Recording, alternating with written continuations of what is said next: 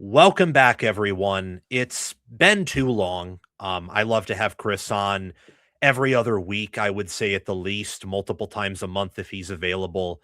And we're going to do a little bit of a longer show today since last time, due to my own scheduling, we had to cut it a little bit short. How are you doing today? Really good, man. Excited spring football is here. It's like prime overreaction season, and it's like a good chance to kind of test your conviction with some things, right? Because like everybody has a general idea of like what their team's going to be, and also what other rival teams are going to be, especially within conference. And then you start hearing like spring reports. You kind of got to sift through what's real, what's not, and if you're willing to hold the line on your initial eval, you could end up really helping yourself or hurting yourself. So it's a good time of year, man. It's good because this time of year, Sam, no fan base is experiencing losses. So this is like the era of hope. Everybody's an Yes. All-American. Everybody's excited. Every freshman is going to be the next whoever. And so this is a time of year where there is the most hope. And honestly, this is the time of year that leads to the most heartbreak down the road. This time of year, if you are here, and we're going to talk about them, if you're hearing that the offense is looking great at Nebraska all spring, then they come out and look bad, it's like your expectation goes up and then the on field looks bad. So for me, this is where a lot of fan bases, a lot of individuals, a lot of shows kind of set the tone and set themselves up for failure. And as someone who, doesn't just focus on the Big Ten, doesn't just focus on one conference, because I care about the sport in its totality, this is a good time of year for me to like go ahead and learn, because I think that matters. So let's talk about that before we get to like other topics. What is an overreaction that you've had, or if you don't have one, like one that you've seen and is just stuck in your mind? Dude, the overreaction that caused me to pivot and really work harder with expectations was Jeff Sims year one at Nebraska. Like here we go. I'm a Georgia Tech fan. I was born in Atlanta. I love the triple option days, Paul Johnson and them, Calvin Johnson before that. So like I was a Georgia Tech guy, and like Jeff Sims was doing things on a football field that I thought was very impressive and good enough for me to kind of even want Ohio State to take a flyer on him. And I thought when he played Clemson, when he was at Georgia Tech, he put some throws on the tape that I was like, okay, this kid can do it. Talked to some Tech coaches, they raved about his toughness. Got to Nebraska, I thought we were going to see a great college quarterback because he had the Anthony Richardson profile, but I thought was a better thrower of the football. And then he was horrible. He forgot how to complete a pass, and it was like a Space Jam scene. Like, you're not the real Jeff Sims. You're just some wannabe lookalike. So I fell for Jeff Sims. In fact, I went on like 5 different programs, and I had him as my sleeper to be either first, second, or third team All Big Ten, and that did not happen. He was horrible.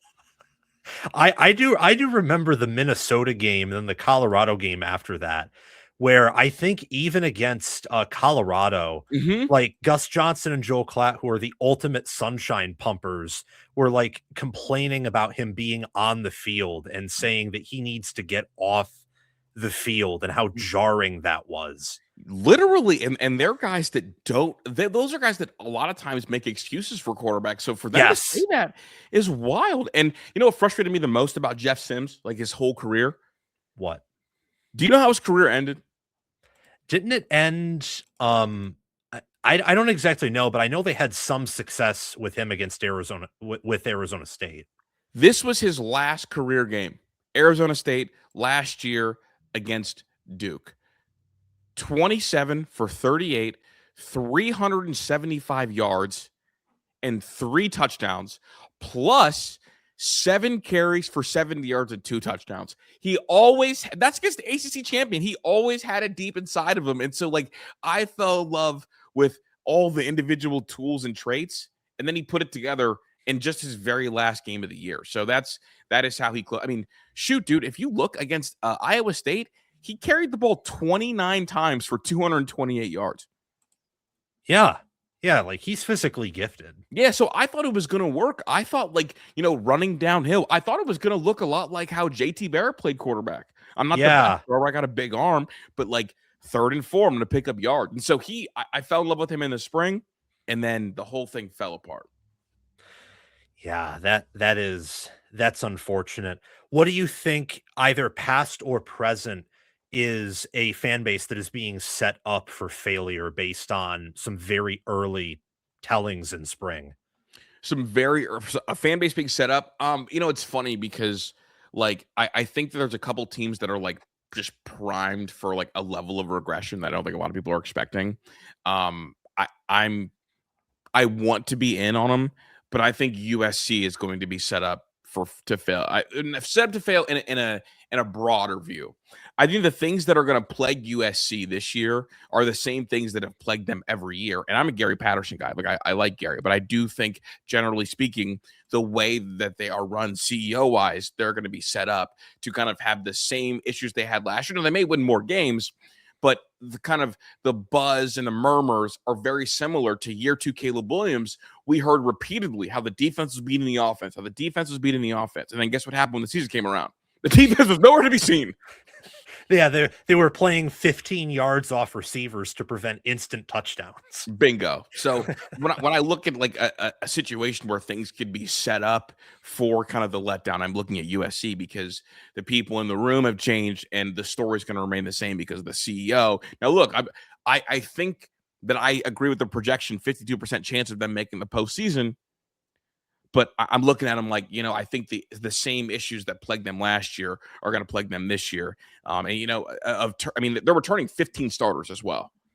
So I think you're going to get a lot of talk about them being a very, veteran team with new leadership on the defense side of the ball. They've learned from their mistakes. Like they are just prime set up with that because they do have 15 returning starters, which I believe in P5 is up there with the most. Yeah, it's up there with a lot of I saw Brad Powers put out a list on Twitter of teams with returning starters factoring in FBS I think it was FBS transfers, and it's a bunch of SEC teams up there, and I think 15 for USC would be very close to a lot of those teams that are high on his list. Yeah, with USC, I kind of feel like what they did in the portal and then hiring Patterson, it kind of feels like they're trying to develop the high school class more than win immediately. Mm-hmm. So I kind of feel like, especially with the schedule they have, where they have to play Washington, Oregon, they got to play Ohio State, they got to play Indiana, they got to play Penn State. It's not like UCLA is going to be easy or Wisconsin on the road in October. It kind of feels like it feels like they could be a better quality team and go 8-4 instead of 9-3. I mean, like Illinois. Now they're going to play a different brand of football than Illinois, but like I recognize and respect that Illinois is like a very quality team, a team that was a quality win for teams to beat them. But I'm not sure they're going to have any quality wins in return, which is going to put you in this like weird, cycle like dichotomy. Yeah, exactly. Two teams that I can't get out of my mind that I'd love to, bounce around with you would be Nebraska and then Georgia. Okay. Which one do you want to start with? We'll start Georgia just because I have a theory on Georgia, and I think that there should be a ton of pressure on Kirby Smart to win a playoff game this year. And it's not being talked about the way that I think it should be. Like, I'm talking about maximum pressure to win a playoff game because they have not won a playoff in the 12-team era. Yep. They made a decision a year ago to be younger than everybody else. Yes. They now, when you're young, you get older year over year. You should and recruit and act like the kids you recruit are better than the overall composite of your roster. And you are Kirby Smart, and I'm looking for you to be able to have success when the college football world pivots. Look, when Dabo Swinney won 2 titles in the college football world pivots, there was a lot of pressure on him to see if you still had it. Now, the fall off isn't always off a cliff. It starts by struggling to win playoff games and then struggling to make the playoffs. If you go 3 straight years, Sam, without winning a playoff game, I'm looking at you and wondering, okay, you were supposed to take a big piece of the pie that Saban left. You have not done that. And so the commitment to be young a year ago, you can use that as an excuse. I believe that they are up above 12 returners also this year. I don't have the exact number in front of me. I think it's like maybe 13 or 14. I'm doing a very quick head count here. Yeah, but for me, again, like you made the decision to be young a year ago. You lost and got to use it as an excuse. You have the experienced quarterback. You have talent returning just about everywhere, and the talent that you handpicked yourself when you usually have the pick of the litter. And every year removed from Dan Lanning, your defense has looked less and less nasty. Like Glenn Schumann, these are your players. Kirby Smart, these are the players that you chose when you have the ability to go recruit blue chip guys. So I'm looking at you and I'm thinking, okay, this has to be a year where you must win a playoff game. And for me, I'm also like conference wise, if your top dog can't win a playoff game in 3 straight years, I don't know how I'm even supposed to have fun debating people whether you're the best conference or not. I know exactly what you're referencing, and we can talk more about that too. Um, when I release my new top 10, I'm going to do a top 10 deep dive sometime in these next 2 weeks. This might shock people because I love Kirby Smart. I think it's him, Day, and Signetti that would be a unanimous top 3, and I will fight anyone about that. I have their roster in like my power ratings, which factors in coaching, but a lot of it is players and how they mesh with things and how balanced the roster is. Because I think that balance has been something that's really, always been tied with teams at the top, but especially now because it's a privilege to be balanced. You're not guaranteed to be balanced because of all the roster fluctuation. It's an even greater plus. Um, I do not like their roster. I think it's a fringe top 10 team is what they have. I think that there's definitely 3 Big 10 teams that I would say have better players than them. And I think one of Michigan or USC, not really USC. I'd probably go with Michigan with Whittingham and what they return on the O-line, but I just don't like what they have, and I was very disappointed by their portal additions. They do return 12, 13 starters based on what I'm looking at with their depth chart That's and about where my I have them at too. all So, SEC team. yeah, again, I told you I'm well studied, but this is still off the top of my head. Oh, well, yeah, I mean, absolutely. I mean, these things are still fluctuating. Yeah. Like someone could we don't even know yet if someone's going to try to transfer in the spring and Right, the try to blind transfers, are you eyebrows up? Are you, like, eyes out about that, the blind transfer? I don't think it will happen, but nothing would surprise me Mhm. anymore. So I'm like trying to see if that will happen.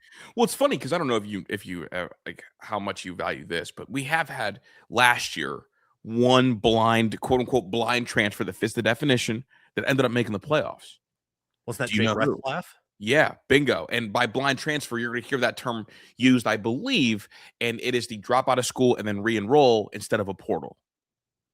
And Rezav obviously kind of set the precedent, but he did it not because he wanted to be a blind transfer, but because he was going through some trouble and dealing with a suspension at BYU and didn't want to serve it and didn't think it was fair. So he just dropped out of school and then popped up at Tulane. Yeah, and no one stopped him. So Mm-mm. I think I think you might, now that you put it that way, I'm very curious to see if anyone tries to do that. Like a very top end school tries to do that if they have high expectations and they feel like there is a part of their depth chart that could crater or Yeah. already has cratered. Or if you see an injury, like God forbid, knock on wood, if a big time quarterback at one of these places gets hurt in the spring, don't be surprised if we see, a mid level quarterback all of a sudden drop all his classes and he's walking around now, drop all his classes, when he's walking around a state college. Don't be surprised if you see that. Yeah. Oh, that would be something to die for. But about what you said about Georgia, because I don't want to ignore anything you have to say, but about the Georgia, pressure to win a playoff game, I I kind of do I kind of do feel that, but maybe this is where I don't know. It's like I said this today in kind of leading up to my SEC predictions. I understand where someone is, say, very angry against Ryan Day for going on a 2-game losing streak with that much talent. And I also understand someone who thinks that Kirby Smart is overrated because for 2 years they've probably done pretty well, at least surviving in the regular season, but then in the postseason they've laid eggs. And I guess maybe I'm subconsciously moving to more of an NFL model where if you just do it here or do it there in the playoffs, just by Mhm. making it and being in contention, it's good enough. I've kind of been impressed with Kirby Smart these past 2 seasons. I don't know if you agree with that or not. I haven't been. Well, here we go. I guess optically, let me just peel back the curtain entirely. I think optically, and I've washed myself of this, I've showered this all away. I consider myself someone who is completely clean of SEC propaganda. I have seen the light, I've taken the shower, I've been like Tarzan swing. I'm completely free of SEC propaganda. If you have like even like a little percentage of it, then you can find a lot more value in winning the conference. And for me, that's cool or whatever. But we expanded and Saban's gone, and I'm not watching you win playoff games. And so for me, that's kind of where I'm at. When Ryan Day doesn't win playoff games, it's like, oh my God, like this has happened. And before, I mean, even in Urban Meyer's, no, not really Urban Meyer, even at Dabo Swinney, if he would just win the conference, win the ACC every year, and not win playoff games, we'd still be wincing a little bit, cringing a little bit. Like, are we sure it hasn't passed him by? I don't think the game has passed by Kirby Smart, and I do want to make sure that's really important. I don't think the game's passed him by. I think, though, that the further removed he gets from certain hires, things don't look as good. The further we get away from Todd Monken, is your offense going to look less and less frightening, like when it's time to go play and win a playoff game. The further we get from Dan Lanning, is your defense going to look less and less nasty. And for me, like the wins that I think should be considered maybe impressive are in a conference that I think is slightly overinflated. So I guess that is my standpoint on Kirby Smart. And I'm judging Kirby Smart not not fair. I'm judging Kirby Smart against the Sigs, against the Ryan Days. And right now for me, it used to be it still is a class of 3. But if number 1 and number 2 are making hits and they're going double platinum and you're just giving me golds, I'm going to look at you and be like, okay, noticing. And I think that's my big point. And then also the other part of it is this whole Alabama thing. Like, we just need you to beat Alabama both times. Now, I know you beat them in the play, not in the playoffs, in the SEC championship game and dominated them. But I think like that constant nagging, like not being able to beat them in the regular season, just has my eyebrows raised. And that's kind of where I'm at with Kirby Smart. And again, he made the decision to have a young roster a year ago. He made the decision not to be hyper aggressive in the portal this time around in terms of like adding top end premier talent. So for me, I'm looking at your body of work, and I don't really want to go for they didn't win a playoff game because their roster wasn't that good. Well, Kirby, you built the roster. Yeah, that's fair. Yeah, that's fair. I guess the where I would it's push back, Sam. I'm here for dialogue, baby. No, I'm just trying to think through it, because that is true. Like he built a roster that I think right now is wholly on it. Like it's uninspired. It's uninspiring. Yes, when we're talking about the best teams in America. Like, it's an uninspiring roster where we're talking about a perennial title contender. Yeah, I mean, like Indiana last year, I'll have to see how the draft goes, but Indiana may have had like as many NFL players starting on their roster as Georgia did, which is kind of like eyes out of sockets levels jarring. Yeah. Like moogly googly. It's like it's the meme, dude. It's like eyes up here. Like, yeah. Like that's what, and it's like, you're at Georgia. Yeah. And I get that. I think the only pushback I would offer, and maybe I'm delusional on this, but based on what Indiana did last year and the year before, and how I think every national champion, I hate the whole luck thing, and I will never say a national champion won it, or a national champion, won it all because of luck. I'm not a luck guy, especially not in football. I'm not a luck guy. No. But I made the devil's advocate case on Twitter that every national champion since 2020 Alabama benefited from something that either came into play that year, was an easy schedule, or their opponents like randomly fell apart at an important position. The sport is getting closer, and I think that what we're seeing with, I heard Zach talk about this in a clip on Twitter about how with the spring portal window, you couldn't exactly coach players as hard because they could just get up and leave. I think that with the compression of everything, and then the portal allowing people to, pick and choose, scouting and evaluation has become paramount. more so than ever. And I think that some of these programs that used to be able to just kind of, you know, come out with their arms and grab in all the talent and pull it to their chest have been slower at adjusting to that because, well, the It's prior harder. system worked. I mean, Yeah. think Yeah. of Ohio State, who's, I think, over the past 2 years had far better rosters than Georgia, like Mhm. way better. But what hurt them last year was a series of like bad decisions and evaluations on the offensive line that was like a slow moving bulldozer that eventually cornered them. And for Georgia, it's been that way with receiver play. And recently, this is kind of what's scary with them. It's been defensive line play. Bingo. Bingo. I mean, It's no, been it's pass weird. rush. I mean, think about it. Like in the big 2026, we're going to be talking about like, can Bama run the ball and can Georgia generate pressure? Like that is a Nuts. crazy sentence that if you told Kris Drew when they first started covering the sport, this would be a conversation. I'd be like, what timeline are you in? Like, this is not the Big 12. And I guess the thing I want to offer you is, well, yes, I agree. It's harder to hoard talent. What we're seeing, though, at every other school is a position or two that is what I call a separator, right? Like at Ohio State, they have Jeremiah Smith. That's Yep. the separator. So when there are other holes in the roster, you can kind of spam that to kind of offer as a separator. I mean, for Indiana, like again, they had a separator at quarterback and two separators at corner and two at receiver. Like they have the separators. I'm looking at Georgia, and last year, like they were, yes, a solid roster, but do they have the separator for the postseason?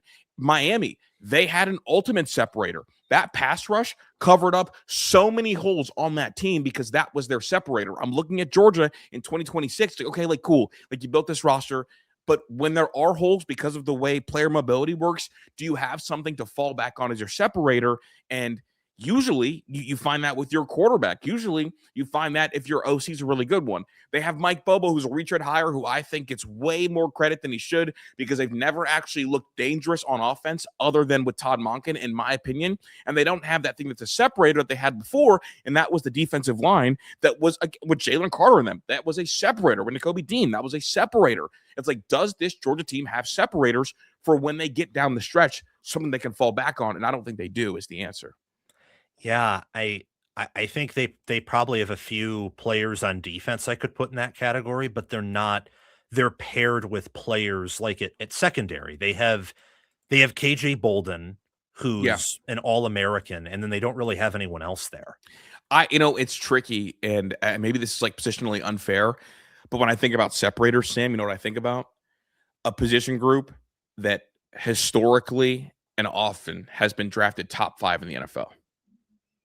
Safeties, while I think they are really important and can be kind of an X factor, it's hard for me to call safeties a separator because of positional value, just generally speaking. That'd be the same with linebackers then, for Right, example. linebackers, unless you are like an Isaiah Simmons type linebacker that you do so much that you could in some form or fashion be a separator, like if you are really good at getting the quarterback, I guess. Yeah, like Nick Emanwari, who can like Bingo. play every position in the backfield, or Arvell Reese, who could be an edge, like Yeah, multiple bingo. positional guys. And like Yeah, if I look at Texas Tech, I would consider their two edge guys as separators, but I would say that their middle linebacker is kind of like the icing on top of that. Like Jacob Rodriguez was awesome and definitely like an outlier because he had the ability to like punch the ball out and he was a turnover monster. But I'm looking at those edge guys, like that was their separator. That's how they were able to sustain the ups and downs of quarterback play all season because they had those two guys destroying people. I mean, when I watch, some of the because the one Arizona State kid is being mocked as a first, second rounder. What did I go do? I went and turned on the Texas Tech tape, and it was just Romello and David Bailey just destroying that kid. It's like, okay, that's the separator, yeah, yeah. That was the three best defenses last year: Texas Tech, Indiana, and Ohio State. Ohio State had Ohio State had the freakiest roster. Indiana's defense was the most consistent. Texas Tech had the most annoying unit to deal with, that being Bingo. their defensive line. Bingo. For Georgia, yeah. I guess final thoughts on them. I would probably be a bit more defensive of Kirby Smart than you would, but I understand where you're coming from in the sense that he built the roster and they really don't. Not only do they not have any difference makers, but the carelessness it feels towards receiver is just particularly It's like insane. awkward. It's Yeah. insane. And like, Kirby It's Smart, it's worse than days with special teams by a mile way because worse, way receivers worse. score touchdowns. And the funny thing about it is that they had chances, right? Like Yes. going back in the day. You know what? You know why Caleb Downs wasn't not at Georgia the last 2 years? Why? They didn't offer Josh Downs, who was one of the top rated receivers in the state of Georgia, had family on staff, and offered a receiver in the state that was ranked lower than him. Wow. That's why they didn't end up with Caleb Downs. And the receiver ended up doing nothing. So it's like there's always been like this weird like receiver thing that neglect wise has happened. And then also like, I mean, I can give you going on a bunch of other things. Now, look, I will say this just to almost battle myself. Without the spring portal, this helps Kirby. Without the spring portal, he's going to be able to be a Kirby Smart type of coach and really grind these kids down because there's no way out. And I think that could be a beneficiary to them. And they should be a good football team this year, but my eyebrows are raised. Is the end of is what I'm talking about. They're dangerous. They're a good football team. They're going to be solid. They're going to be well coached. Kirby Smart, without a spring window, I think should be more intense, more aggressive, and get more out of those guys. And I wouldn't be surprised to see an uptick in culture and physicality. But my eyebrows are raised because, again, first 2 years of a 12-team playoff, and you're post Nick Saban. You're supposed to be the man, and you have not won a playoff game. So eyebrows raised is kind of where I'm at with them. Yeah, that's perfect. Yeah, I think his game management is still fantastic. That's I think been the only reason why they've won the SEC the last 2 years because their Great game day coach. rosters Great game haven't day coach. been impressive. Exactly. Yeah, it's why I'm kind of considering picking him to win the SEC again, even though I think Texas's roster is eons better at most positions. Until somebody does it, like it's weird because like if it's an SEC, if you tell Kirby Smart that first round of the playoffs is an SEC game, he might go crazy. Like that's really what it is. Like whenever they come up against a worthy opponent, maybe outside of regular season Alabama, they smack teams in the SEC. Remember 2 years ago when they played Texas and Sark ended up benching Quinn, playing Arch, then benching Arch, putting Quinn back in, and you saw the cut over of Arch like looking all big eyed. I mean, this year looked like they were in two different classes. Looked like it was Georgia versus a Big 12 team. So like, yeah, they're like if you tell them it's an SEC game, you get Michael Jordan out there. Yeah. Yeah, it's I think a lot of it, I think just a lot of it is the new era and the fact that SEC schools are feeling the fact that they don't have the same NIL backing that a lot of the Big 10 upper echelon programs do, or a Texas Tech or a Miami. Like their top programs truly have the worst NIL backing of any of the top conferences, which is insane. But outside of maybe a Texas, it's probably true. And they're telling you also, like they're literally telling you, they're like, "Hey, please sign this CSC agreement so we can get back to an even playing field." And it's like, oof, way to tell us what's going on over there, big dog. So speaking of a program that I think also has struggled financially, just looking at their portal acquisitions and their roster, what do you think of Nebraska? What is it? It's the Cam Newton meme. I think it's over. I once had dreams about I once had dreams about Matt Rhule building a playoff contender. I once had dreams of like Matt Rhule was supposed to have this thing moving like Illinois was, a year ago. It doesn't have it. They don't inspire anything for me.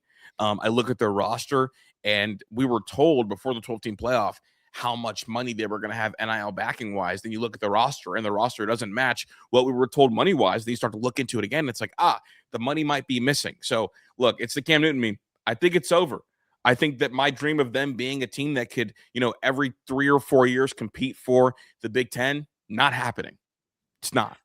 They have definitely shifted all their chips in the middle of the table with their they had the 100th best recruiting class, and what they're doing is they're going all in on 2027 to get what could be a super class if they're able to hold on to that. That could end up being a top 10 class with really good players. But yeah, I mean, the way last year ended where Penn State turned them into their a word I don't want to say. Dude, it's literally like a Build-A-Bear. When you open that thing up and rip the stuffing out, they reverse Build-A-Bear them, dude. Yeah. They were like that wasn't safe for kids to watch on live TV. Was Ethan Grunkemeyer and Penn State's running backs just completely hosing them. And then Iowa did the same thing in their own stadium. I mean, they looked like a team that had not been coached hard and also didn't have talent. Like, they looked like a country club team out there. And I wonder, my one maybe side note on Matt Rhule, did Matt Rhule invest too much into trying to make Dylan Raiola successful and kind of pampering him a little bit, that it bled its way through the whole team? Because my belief is that a team inherits the personality of the coach and the Yes. quarterback. And I don't think the personality of Dylan Raiola matched what you want the culture of the whole program to look like. So maybe that's maybe that's my cope for Matt Rhule. But again, the Cam Newton meme, it's over. It's over, but it's never over. So I'm concerned. I don't know how you feel about Calandria, though. I'm curious. I had him ranked towards the bottom of Big Ten quarterbacks just because of his history at Virginia and the fact that when you pair a quarterback with talent, with a good offensive mind like Mullen, he probably was able to hide a lot of deficiencies. Mullen is famous for being a quarterback hider, right? Like, that's literally been his MO. Yeah, Kyle Trask made it to New York City. I love Kyle Trask, by the way. Not a slight of Kyle Trask. Yeah, Felipe Franks looked good with them. Yeah, Tim Tebow was drafted in the first round because of Dan Mullen. I was, Dak Prescott's a good quarterback, but I always like bringing him up mainly because Dak Prescott's final game of his career took a loss to Georgia Tech. In the Orange Bowl, yeah. Yep. 2014. Oh, here we go. I'll tie this back together. 2014, Georgia Tech beats Mississippi State in the Orange Bowl. They were big underdogs. Corey Dennis was a corner and receiver on that Georgia Tech team. He ends up going to Ohio State. He ends up being the quarterback coach for Calandria last year at UNLV. Who's now at Nebraska. That's your right. Kevin Bacon connecting the dots. And that's how you know I'm a freak, dude. I'm a freak when it comes to studying these rosters. That's crazy. Yeah, he was the OC and QB coach at UNLV. Wow. Where do you? He literally faced Dan Mullen as a player for Georgia Tech. That's crazy. Yeah, where do you peg Calandria? I don't love him. I think next year's Big Ten quarterbacks are actually pretty solid. I'm like, there's 2 or 3 potential superstars. And then I think there's a lot of solid quarterbacks. But I would have them in the bottom third. Yes.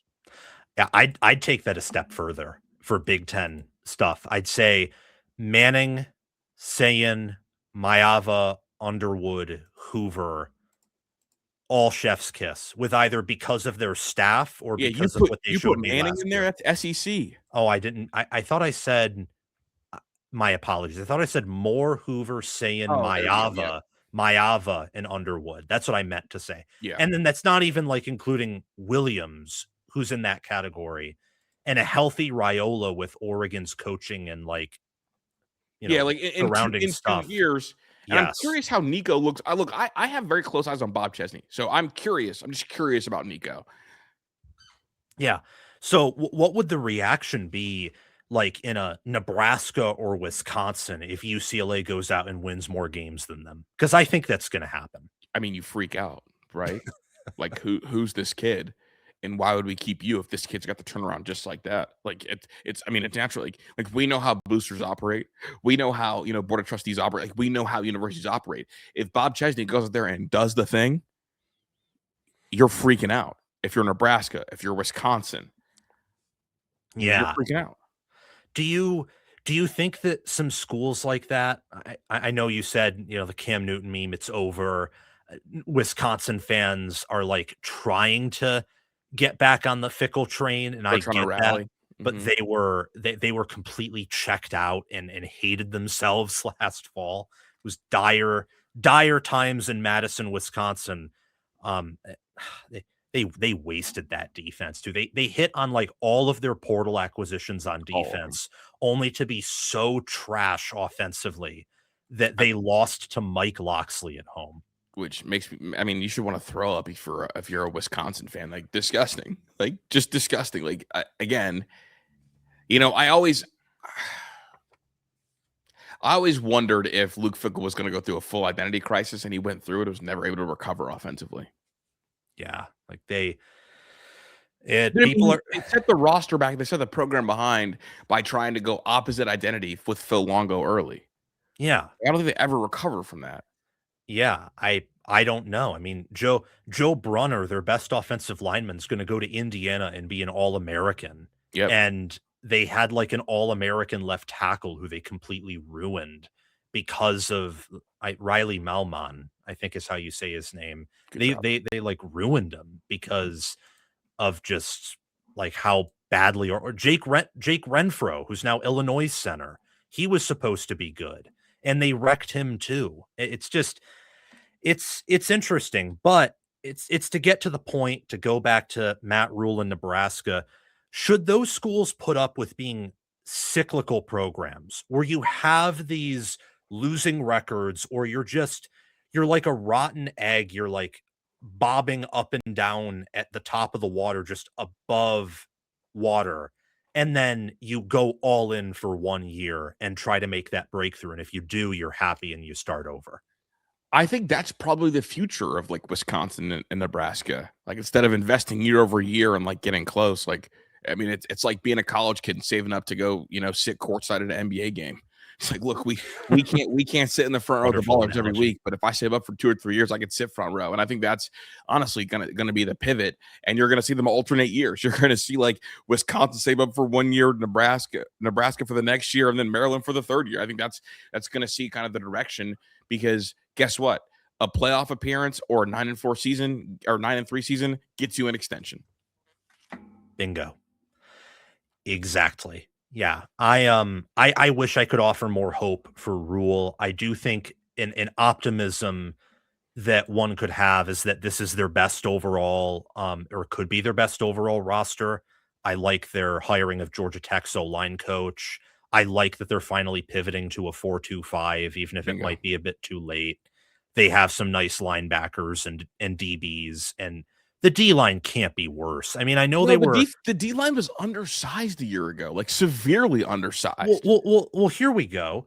They ran a 3-3-5 scheme. Like everyone knows that. But it was like they had 1-5-5 players. So every time you ran at them, and like Penn State and Michigan, whose O-lines had talent, but they were very poorly coached, showed this, they would just bully them.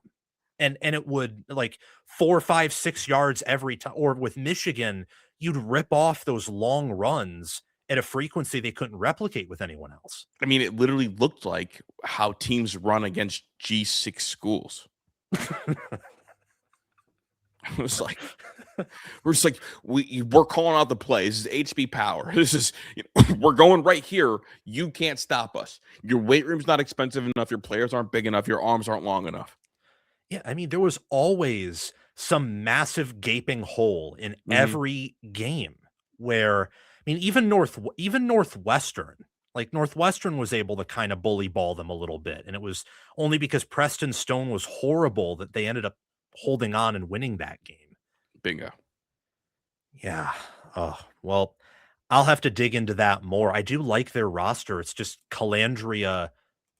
I think losing Raiola really hurt, in a sense. And I do too, but if Rhule can get back to coaching the way Rhule wants to coach, that's fair. Like, especially with no spring window, that's kind of my my optimism outlook. Yeah. Okay. How much more time would you say you have? Because I have a lot of topics. Big dog. You're good. Okay. We're here rocking out. Cool. Let's fire with 2 more topics. Want to move over to Wisconsin with the easy schedule, talking about maybe hopium scenarios for them or anything you have?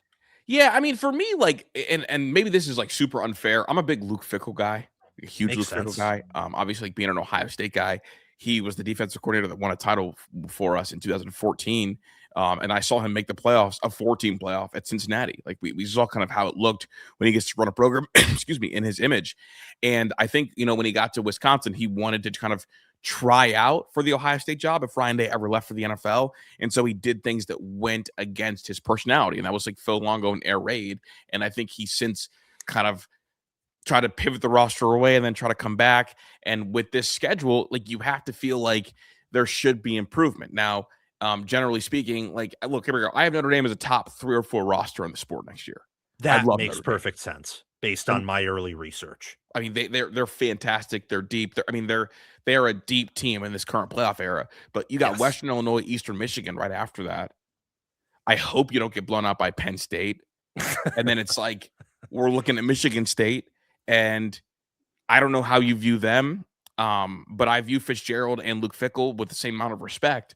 But I'm looking there, and it's like that game could kind of be the what makes me decide I like you more, because I think that Fitzgerald is going to get that thing going. I don't think Fitzgerald should beat you in year No. one of his experiment, especially given the fact that Michigan State roster is dealing. I mean, they're going to build a whole new culture entirely. I think Jonathan Smith did huge damage to them. So I'm looking at that Michigan State game, and I think if you win that game, then I feel a lot better about your direction. If you lose that game, I'm selling.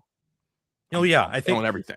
I think if they lose to MSU after losing likely to Penn State and definitely to Notre Dame, I think they fire him during the bye. That's During that probably bye. Okay, so yeah, they have Michigan State bye to at UCLA. My thing is, I think if they get the bye and then don't look competitive at UCLA, then I think they fire him, because it's like if Bob Chesney beats you in year one, it's over. We're done. Hang it up, Yeah. big dog, you know? Yeah. How many wins do you think you need to see them get? Not just to be inspired for another year, but to think he can actually do something over the long haul. Because with that schedule, they could be the exact same team they were last year, which was an average FBS team, and win 6 or 7 games. Not to do the meme. I need 7 games minimally, and I need you not to get blown out against Penn State.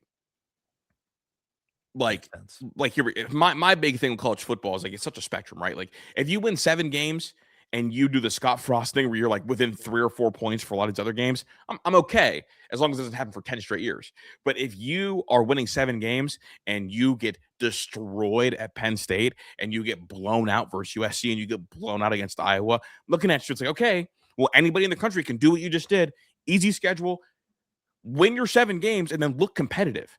Like win your 7 games, and I want to watch you. I want to watch you versus USC and feel like I'm not wasting my time. I want to watch you against Iowa and feel like I'm watching a decent game. I want to watch you against Iowa and make a joke about college kickers because of how close the game is. Yeah. Man, Kirk Ferentz owns Luke Fickell. Dude, owns him, dude. Just it's like big brother, little brother, bro. It just owns him. Yeah. Owns him.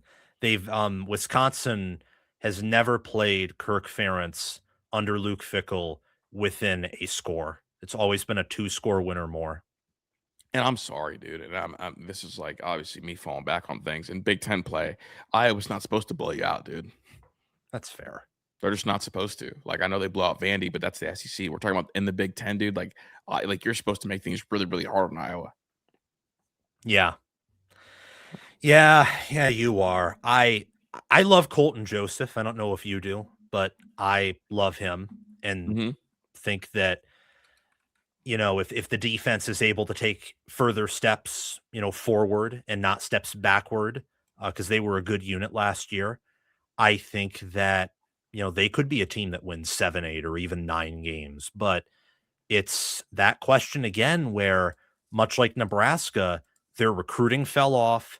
And Wisconsin brought in like 30 new transfers. They lost a good amount of guys. I don't know. It's really risky. It is. It's shark infested water if you get blown out, is what it is. Yeah. It's I don't know. It's gonna be they played hard for Fickell at the end of last year. So maybe they can get through being blown out by Notre Dame or losing to Penn State. But I do kind of get that feeling of what happens if Notre Dame comes out and beats them by 40. Like, how do you respond if to Notre that? Dame throttles him, it's going to be hard to put that thing back together. Yeah, I kind of feel like they at least need to do to Notre Dame what Colton Joseph did to Indiana last year, where the game really wasn't close, but they made the score close and had some exciting plays. And you can kind of use that as like a moral victory. Dude, Colton Joseph, I don't know if you know the lure about like the Kris Drew quarterbacks, but he's like one of those. He's on my list. I don't know that lore. Explain it. Oh, it's like the quarterbacks who are bad but fun, or like not great but fun. Oh. like the guys who like run around a lot, the guys who when they throw deep balls, you don't know where it's going to land, but it's fun. The guys that are capable of like getting really hot. And Josh Hoover 2 years ago was like my Kris Drew quarterback Heisman. Colton's a guy that is a runaround guy. I like Colton a lot. I think he went for like what 150, 160 against Indiana, like on the He had ground with his two leg. 75-yard touchdown runs Yeah, on like, read options. that's like Jason Bean was a Kris Drew quarterback. Oh, Trinidad yeah. Chandler is a Kris Drew quarterback, and the non-KD quarterbacks are like the Mac Jones mold, like the guys who. Like, here we go. The Kris Drew quarterbacks, the way I describe it, is the guys who color way outside the box and sometimes like on the table, right? Like on the coloring sheet, they're coloring. Sometimes they get some crayon on the table. That's the Kris Drew quarterbacks. So That's excellent. That is an excellent analogy. I think the best place to close this out is talking about um, two things. Firstly, what do you think is the best team, or who do you think is the best team in the Big Ten, not named Indiana, Oregon, or Ohio State? I'm gonna get killed for this, dude. I think Michigan is. I completely agree with that. I like Michigan's roster. I think Whittingham is the perfect coach. I think that like Bryce Underwood, history would tell me takes a huge leap from year one to year two.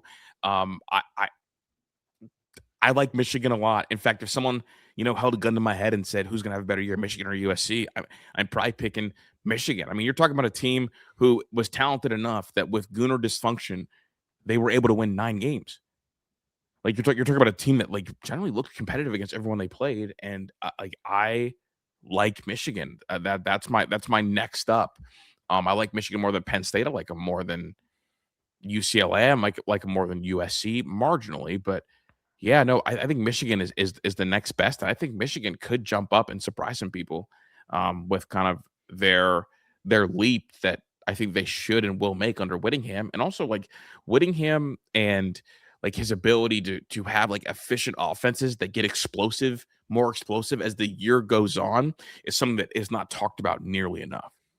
No, and he brought over, Jay Hill as his Mhm. DC, Jason Beck, the OC, who's had phenomenal offensive turnarounds. And I don't think like Michigan's I kind of liken Michigan's portal class is weird because they lost a lot of talent, but they also didn't lose a bunch of guys who were like going off to the NFL. And they Right. did bring a lot of talent back too. And then they made some key additions like Smith Snowden or Mhm. JJ Buchanan or John Henry Daly that were like Utah's better players. And I, I'm going to get killed for it too because I've been higher on Michigan than like they panned out the past 2 years, but with hindsight it makes sense why they completely fell under Moore. Um I I love what they have. I think that there are concerns maybe with run defense, but I also think that pass rush with Henry Daly should be set. I love their secondary. I think it's their best secondary since 2023. This should be Michigan's best O-line since Mhm. that year. It's a pretty low bar, of course, for a lot of those But still, we're positions. talking about a low bar, but a better offensive line than the one that, won 9 games a year ago. Yeah, and an offensive line that's been well recruited, has a Mhm. much better O-line coach now, and you have Bryce Underwood, who it doesn't quite have the track speed of Devin Dampier, but there are enough similarities where, I mean, now that he actually has more than just one receiver, he might have 3, I think he definitely has 2. I really like what they have offensively. Like, And separately, Sam, it's not being talked about at all. There was no longer a focus to try to make Bryce Underwood an NFL quarterback. That's not how Whittingham does things. Like no. the focus is like use your skill set to win as many games as possible, and that's why their offenses year over year got. Like as the season progressed, got more explosive.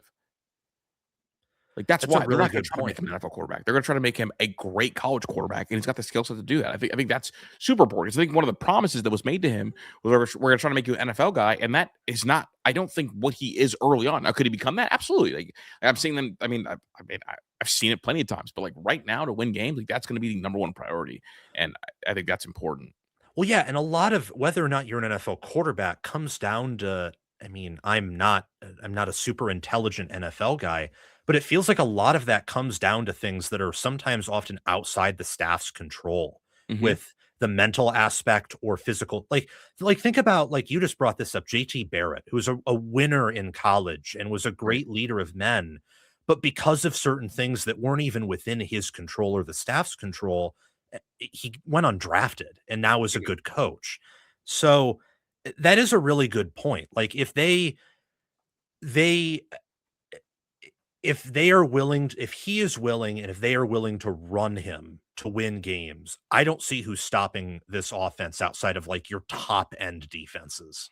Bingo. And look, like for Underwood, I know that like people are gonna be like, well, you can't play that style and be an NFL quarterback.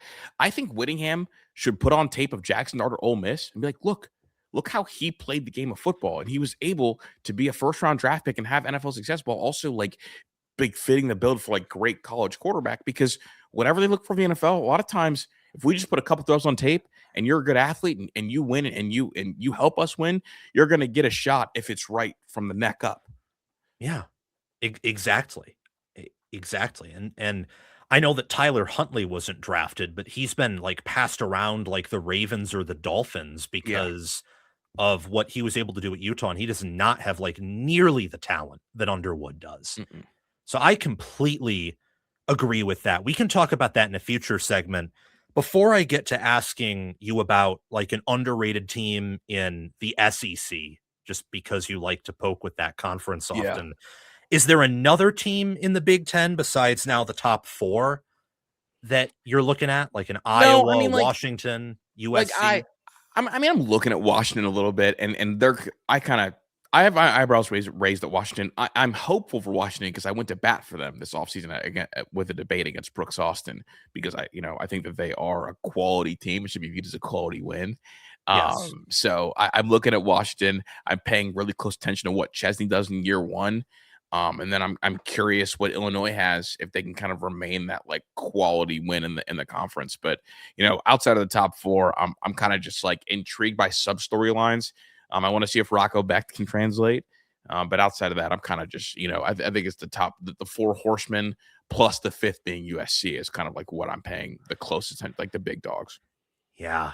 I man, it's tough. Like, I've been a backer of USC saying that under Riley, if they figure out defense, they're going to win it all. And then I look at Washington and I think you guys are kind of like the Spider-Man meme in my Hmm. mind. I think Washington's actually much better on defense, but USC is probably much better on offense, Yeah. but overall similar. Underrated SEC team as we exit and end this segment. Do you think it's even possible? Do you have one in mind? I don't think I have one in mind. Oh, good golly. I guess like I haven't looked at the SEC odds. Am I crazy? Am I crazy if I pick Oklahoma to win the conference? No, Okay. because they're the worst matchup for Georgia, because Georgia does not have corners or Mhm. receivers, and that is how you beat Oklahoma, is by having a corner or safety to stop the Matir Satania big play I guess or like the receivers to is that like target a Venables fair DBs. overrated team? Like is that a good underrated team? Excuse me. I mean, like, let me Like quickly pull up the FanDuel like what's their win odds. total? Because if their win total's like 8 or 9 games, like I'm picking them as that's like my dark horse for conference champion. They're plus 3,000 to win it all. They're behind Alabama, Ole Miss, A&M, LSU, which I think Oklahoma is actually better than all of those SEC teams, which might be crazy, but Hey, and we didn't plan this beforehand, so it sounds like they're your underrated team also. that's kind of that's kind of where I'm at. Part of me There is I can't say Texas because enough people have them ranked high, and I'm scared about what happened last year, Mhm. but I will say I have found in just looking at, watching games last year or the portal editions or the PFF grades or looking at different things, I am kind of floored at how many people are refusing to pick Texas or Oregon as number 1 when I think they clearly have the most freakish rosters, and it's not like they have bad coaches either. No, I mean those are my top two rosters. I think we've talked about this before. I have those two top two, and then probably Notre Dame, and then we could have a discussion for me outside of that. Is kind of where I'm at personally. Yeah, I mean, Just pure rosters. yeah, exactly. Yeah, I would go with Oklahoma.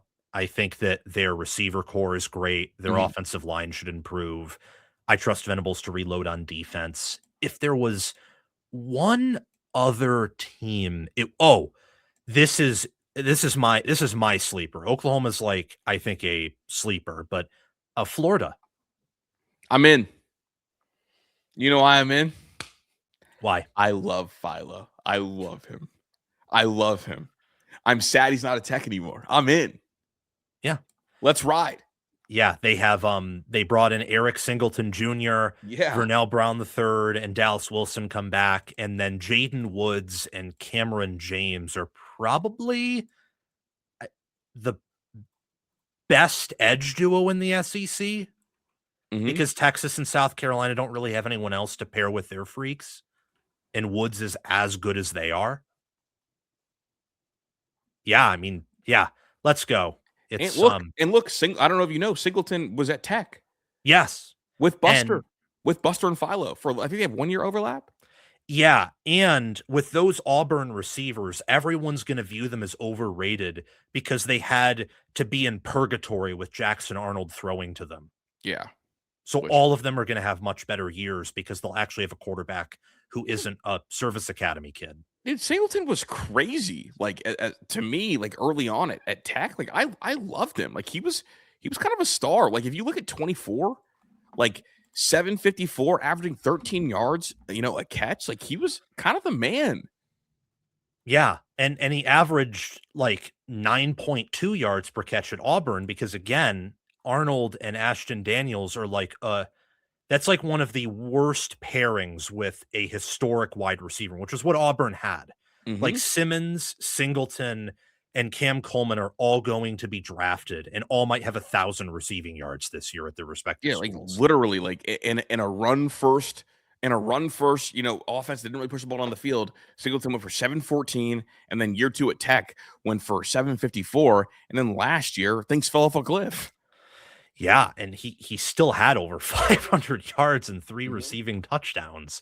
Um, Absolutely incredible. Yeah, I have actually way too early have Florida making the playoffs. Oh, I would like that, dude. Just because I like Philo a lot, and I like Buster a lot. Like Buster and Haynes King was incredible, and obviously like the familiarity there. It's also cool to see like a guy who was a legend in like Georgia high school football, take over for Lagway, who was like the all everything next to Cam Newton at Florida. Where would you pair the duo of Buster Faulkner with Kentucky's DC Brad White amongst like the top coordinator pairings? Would you place it there or like just below? Just I would place it there. I'd place it there. Okay, because I think of like Arthur Smith, Matt Patricia, Shannon Dawson, Corey Heatherman, Mhm. Mike Shanahan, Bryant Haynes. I, I even think of Tim Lester and Phil Parker, which some might think is insane, Well, but I I mean, Phil's an love Ohio that. guy, so like I will always have like deep rooted love for him. So I'm kind of with you there. Jason Beck and Jay Hill, Yep. like Mike Denbrock, Chris Ash. You could Mhm. also say, you probably won't like this, but I would still put Bobo and Schumann there. Still, I think it. I, I s- I see that face. I think Kirby refusing to recruit receiver hurts Bobo, and I think that their ability to turn Stockton into like a really good quarterback is impressive. Okay, I guess like my pushback would be, do you like those two more than you like Luke and Gary at USC? Um, that's really tough. That's really tough So because that's all good, brother. that's really tough. Probably probably from a standpoint of football minds, no, but I want to see like what Gary, I guess I'll call him Gary, does with like that defensive roster. Like Mhm. that's something I'm curious about. What's your concern with him with that defensive roster? Out of curiosity. I just it's it's the idea that he hasn't been like he hasn't been a coordinator in a minute. He hasn't been a Mhm. coach in a minute. Like, he was an analyst at Texas and Right. helped him with the That was defense. PK's defense, though. Yeah, exactly. That's kind of my concern, and maybe it's unfounded, and I mean, just look at what I thought about Penn State and Clemson wrong, or Clemson last year. Like, I can be wrong, and sometimes very wrong. I don't know. It's like I kind of thought that USC, and I think Lynn's a good DC. I kind of wondered why they didn't figure out more on defense last year. Yeah. Well, I mean, I'm obviously I'm throwing Gary in there, but I also open up the show by talking about how Lincoln Riley runs his program. It's just not geared up for success defensively. That's kind of yeah, that's kind of Yeah. thank you, because I also talked with someone about that, and that's kind of why I think I might put the Georgia duo ahead of them. Fair. It has more to do with Riley Mhm. and the fact that there is a disconnect there Bingo. defensively. Well, it's just like however they are structured program wise, like Grinch was a really hot name before getting there. I mean, he was going to be the next DC at Ohio State, and then Lynn was like very, very coveted. Obviously, and he's up out of there. Like I don't know. It's honestly like Garrett Riley at Clemson. Like I know you're a good coach, but things didn't go how we thought they would go because Yeah. of how you run your program. Yeah, exactly, because of Dabo Swinney. So before we get off, and I know I keep pushing this back, but Dude, since you're allowing me to, Sam, I'll believe take me, I love advantage you, of dude. it. I will talk to you for 3 hours. Maybe we can go 4 hours. We can go 5. You know, I'm just like a freak when it comes to this college football stuff. And I I love it. honestly, it's funny because like whenever you give me like an SEC pairing, it's just my duty to bring Big Ten and ask the question. So, this is a text I got from someone who's given me reliable information, and someone I love talking like with. He's helped me like do really well at picking games, which I tracked last year picking games. I was a little like around or maybe even over 50% against the spread. Mhm. And I did a really good job picking like during like week by week. Yeah. Um so from what I understand, it's Riley's practices. They cater the practice to his offensive system for both the ones and the twos. They run a super up-tempo practice, and the defense never truly gets to hit someone. So it's hard to get the defense to be aggressive tacklers. He heard that it changed over the past 2 years because it was one of Lynn's conditions, but I don't Mm. know Well, I much mean, more they beyond that. could say it changed, but like, I mean, what was the screenshot to end the TCU game a year ago? Like the Big Ten's first bowl loss was a throw to the flat on 3rd and 15 or whatever, and there being 6 USC defenders right there, and the kid scored. Yeah, and it's a TCU player with a backup quarterback who'd, Yeah, like, never started. literally, like that picture summarizes the entire USC defensive experience under Lincoln Riley, and it's like the kid was even surprised he scored. They were literally just, all right, let's get a couple yards to make this field goal easier, and the kid scored on a throw to the flat.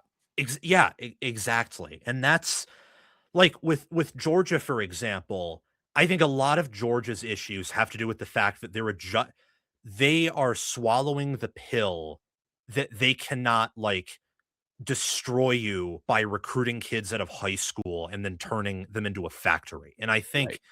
I kind of feel like the Ohio State Arthur Smith hire was the same realization on offense, where they realized, okay, yeah, we can't have first round receivers and first round tackles. It's just too expensive. So Bingo. we're going to have to get someone who can raise our floor in a certain area.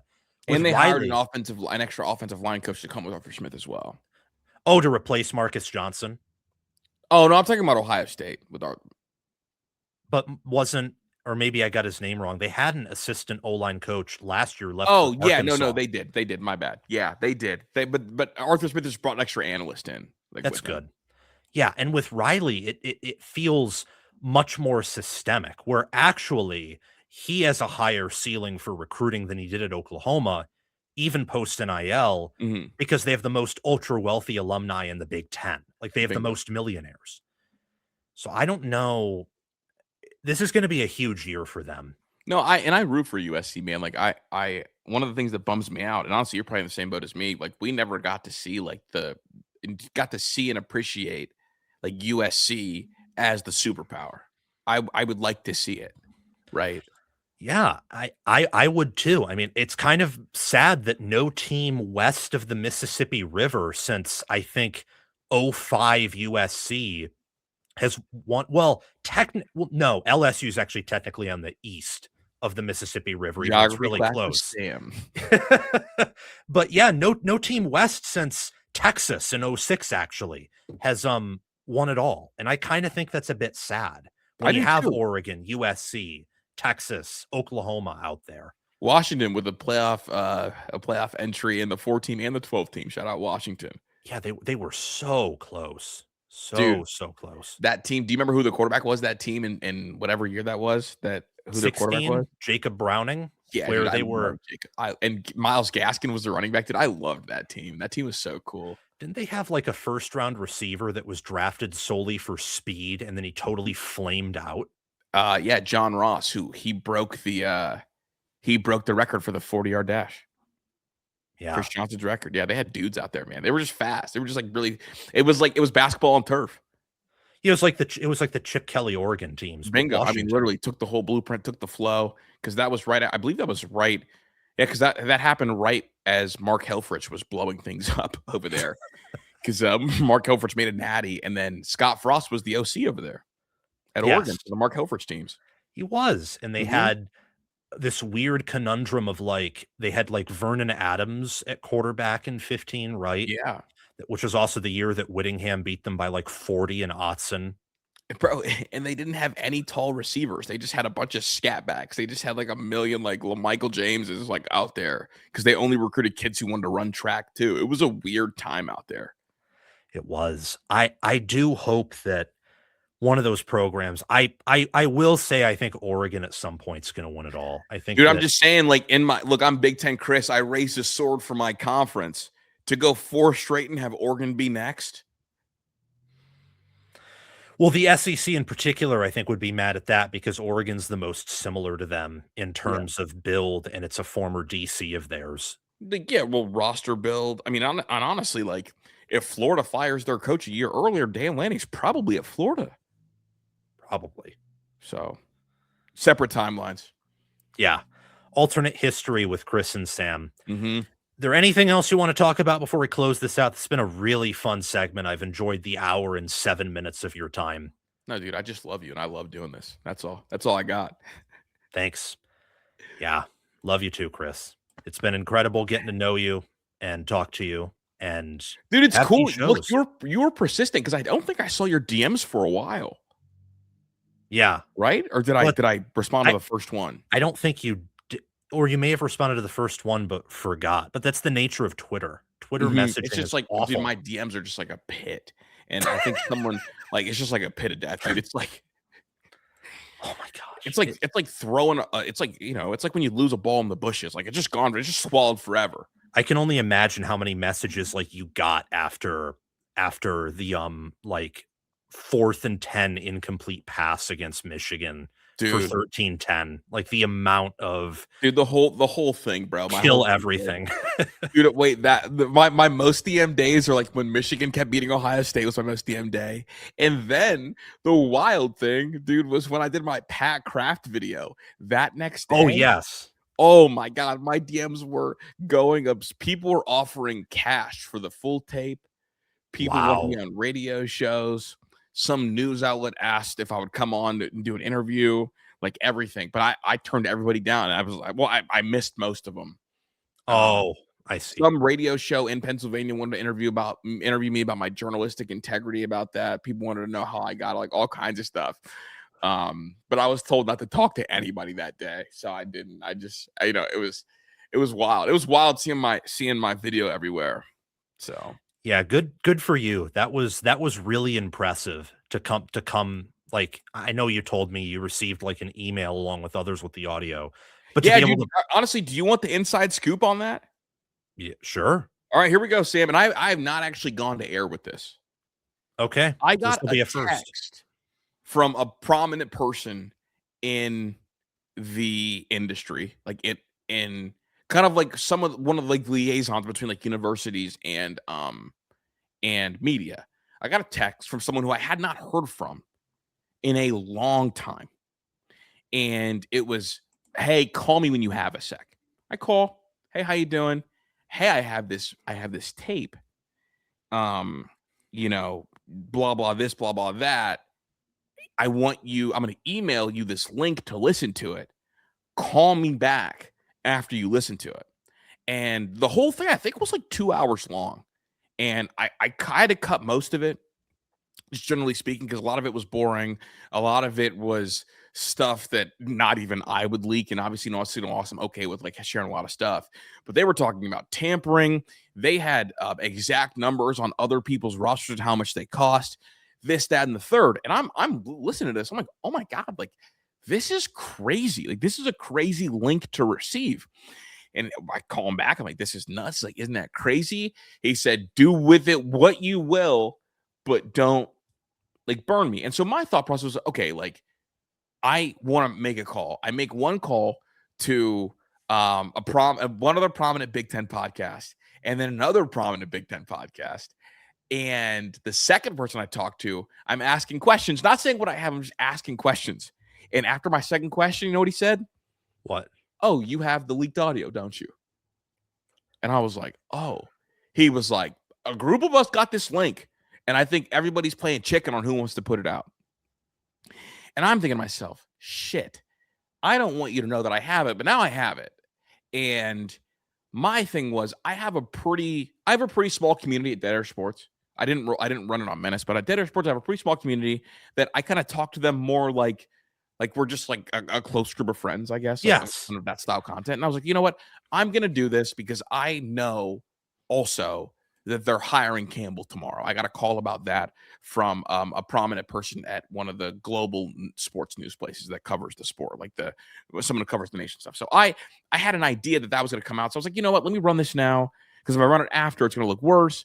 But also, like, my community deserves to get it the same night I do.